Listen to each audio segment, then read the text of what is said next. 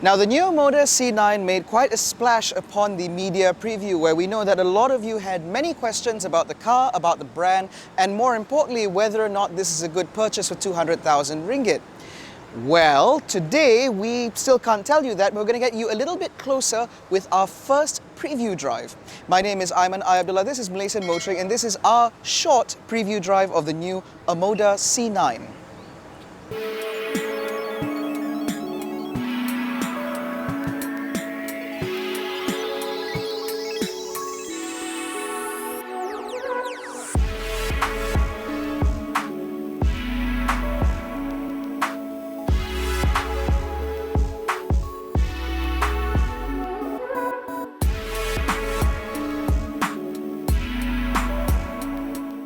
Now, the Omoda C9 will be introduced later this year with two variants, with prices estimated to start at 185,000 ringgit for the front-wheel drive model and then rising to 195,000 ringgit for the all-wheel drive model.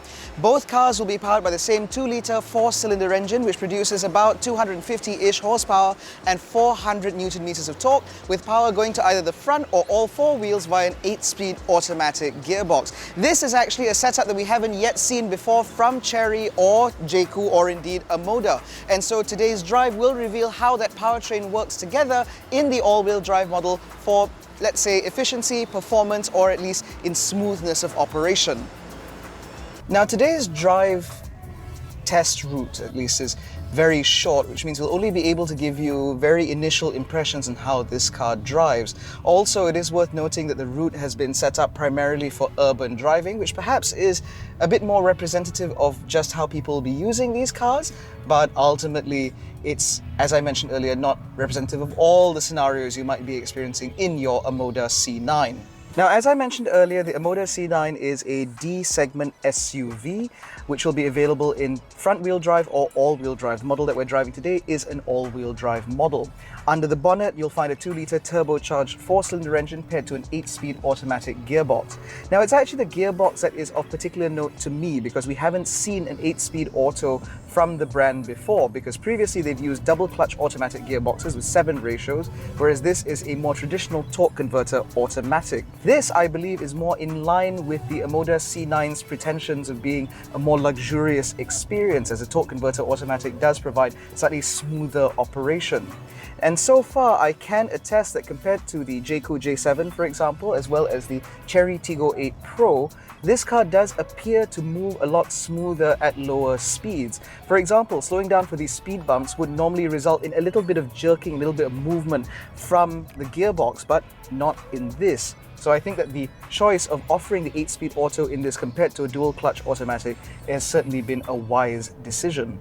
Now, this car is also noteworthy for offering up to 400 Newton meters of torque, which means that, for example, merging into traffic shouldn't be an issue at all. And I can say that this torque converter automatic is decently responsive as well. I would have expected a little bit of hesitation, again, as we've seen before from other brands and certain other gearboxes, but somehow this is relatively responsive, again, which is what you want from a car that will be spending most of its time driving about in town. Now, as with many other Chery, Omoda, Jaecoo products, there are lots of customizable settings in here, including for things like steering, weighting, etc. Although, again, today our time with this car is very limited, and so there isn't really that much for us to sample. But I can say that from the get-go, this car does appear to be decently responsive. The steering wheel is surprisingly heavy, which I think is, again, in order to give this car this sensation that you are driving something more luxurious, more hefty. And I think that it gets across quite convincingly. It's not the best steering system in the world, I'll give you that much, but it's good enough. And I think that for the price point that they're asking for, because again, estimated pricing for this car is expected to start at 185,000 ringgit, I think that this is a pretty decent package so far. Now, of course, there are going to be further questions with regards to this car's refinement, for example, but again, that's not exactly something we can sample today because our test route is very short and it's not very fast either. But I can say that at speeds below 70 kilometers an hour, this cabin is decently quiet. And I appreciate the fact that they've gone for higher quality Michelin tires this time around, as opposed to something China branded, which I don't think would have been in line with this car's luxury pretenses. The other thing that I've come to notice is that with Jaecoo products, they always have a very unique design to their instrument cluster, which puts the ADAS functionalities front and center. The benefit of this obviously being that you know what the car can see at any given time. So if a vehicle appears in your blind spot, for example, it will show up on the screen. And it also knows in terms of what the road's doing, if it's curving, where the dotted lines are, etc. And all of this again just lends to a little bit more confidence in the systems available.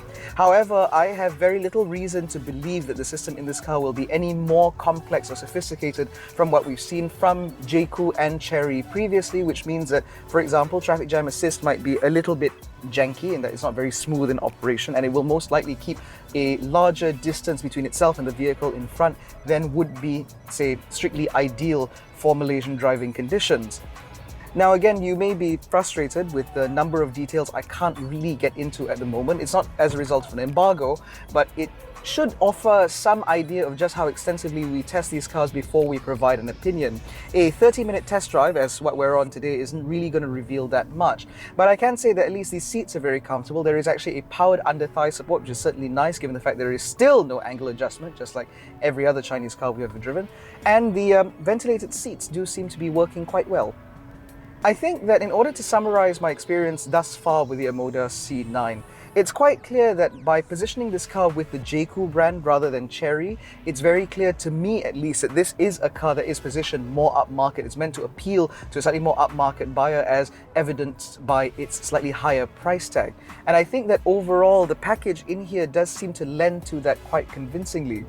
At no point have I been in this car and thought, either static or on the move, have I thought that this is cut price, that there is a discount somewhere, that they've cut corners, etc. Instead, this car just feels very solidly built and very well executed, and I think that this is something that will convince buyers, again, buying in that sort of price category above 170,000 ringgit. I do appreciate at least the fact that the engine does seem to be very far away in terms of the sound, because even on heavier throttle input, it does feel like you're very isolated from the engine room, which is certainly what you want to see and what you want to hear when you're spending this kind of money. Now, we went through a particularly challenging part of road where the road surface was quite crap, but our filming was interrupted by our boys in blue, ensuring that we remain compliant with road laws at all times. We certainly appreciate seeing police presence. Now, what I wanted to point out before our recording got cut short was the fact that the Omoda C9 comes with something called adaptive frequency suspension, which is essentially gobbledygook for a suspension setup that actively adjusts itself based on the road surface. Now, there are actually ways for you to specify if you want this car to be in comfort, mid, or sport. And I do find that the suspension setup in this car seems to be very well tailored for our roads, in the sense that it doesn't feel like this car is overly floaty like what we got from the Tiggo 8 Pro, nor is it too crashy from what we've seen again from slightly badly engineered Chinese vehicles. And so I think that the damping rate on this car is evidence of how sophisticated that suspension system will be, at least on more open road type settings. Because again, so far we've only sampled this on one patch of really bad road. We are still not sure how this car feels in terms of body control and lean and stuff like that, which I think is of slightly greater consequence, because I have a suspicion that this car is going to be purchased by the sort of people who will be doing a lot of motorway miles, and so you will want to feel confident behind the wheel of your Omoda C9 when you're covering a great amount of distance. Now, we've actually deviated from the test drive route. We sincerely apologize to the event organizers at Omoda, because I'm sure they're very upset with us right now. But the reason we're doing this is ultimately to get a feel of what this car is like in more real-world conditions. And again, the throttle response in this car is very smooth. The gearbox is responding quite quickly to inputs as well as changes in circumstances. Overtaking, for example, is done quite quickly, and because of this car's masses of low-end torque, it does also mean that the gearbox doesn't have to work so hard to put you in the right ratio in order to overtake, etc. And so this does feel like a very smooth affair throughout. I think that Jaecoo is onto something with the Omoda C9. I have a feeling that there are going to be customers looking for a particularly large, relatively upmarket SUV like this in order to replace something like a D-segment saloon, for example.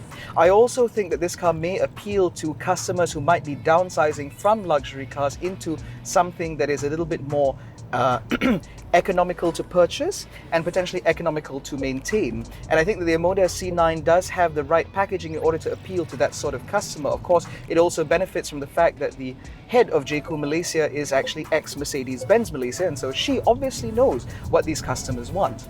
Ultimately, to summarize, I think that from our little test drive, our preview drive of the Omoda C9, it's quite clear that this is a step above from what we've seen from both Chery and Jaecoo previously, even compared to the Jaecoo J7, which is a car that we do rate quite highly. This does feel like a slightly more sophisticated, slightly more upmarket experience, and I think that that is something that customers will be able to figure out and discern for themselves quite quickly, even through the course of, say, a 10 to 20 minute test drive.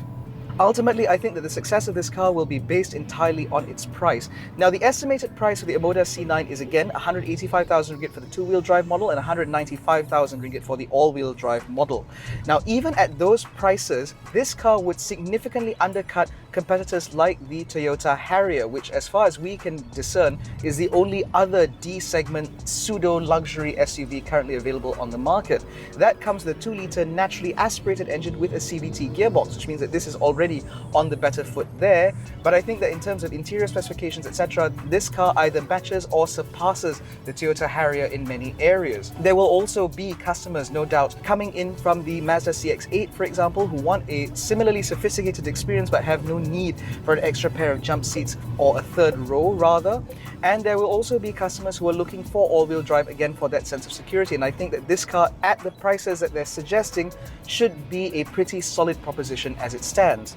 However, I would like to take this opportunity to remind you that Jaecoo has a history of undercutting their estimated prices. Let's not forget that the Jaecoo J7 arrived effectively about 10 to 20,000 ringgit less than the estimated pricing that they were touting prior to launch, which means that there is a possibility that this car will be even more affordable and even more attractively priced than before.